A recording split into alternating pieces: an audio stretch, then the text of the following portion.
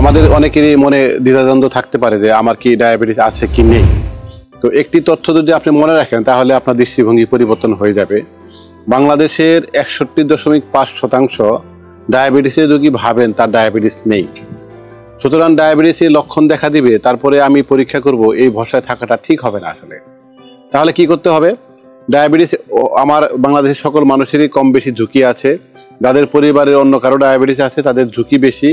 সুতরাং আমাদেরকে একটি আদর্শ পরীক্ষা করে জেনে নিতে হবে আমার ডায়াবেটিস আছে, ডায়াবেটিস নেই, অথবা ঝুঁকি কেমন। দুটি পরীক্ষা যে কোনো একটি আমরা করতে পারি।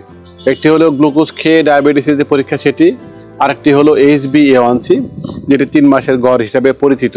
এটি করে আপনার 3 রকমের অবস্থা যে কোনো এক রকম অবস্থায় পড়বেন।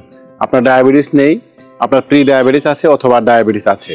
তো আমি সকলকে অনুরোধ করব যে বাংলাদেশ যেহেতু তীব্র ঝুঁকিপূর্ণ ডায়াবেটিসের দেশ, সুতরাং বাংলাদেশের সকল মানুষেরই একবার ডায়াবেটিসের পরীক্ষা করে নিয়ে তারপরে ভাবনাটা পরিবর্তন করা উচিত। অথবা আমি ভাবতে থাকবো যে আমার ডায়াবেটিস নেই কিন্তু ডায়াবেটিস আছে এবং জটিলতা হতে থাকবে। সুতরাং ডায়াবেটিসের জটিলতা বা অন্য কোনো সমস্যা হবার আগে ডায়াবেটিস হয়েছে কিনা আমাকে জেনে নিয়ে প্রয়োজনীয় পদক্ষেপ নিলে আমি আশা করতে পারি যে ভবিষ্যতে ডায়াবেটিস হওয়ার হাত থেকে নিজেকে রক্ষা করতে পারবো। সকলে সুস্থ থাকবেন।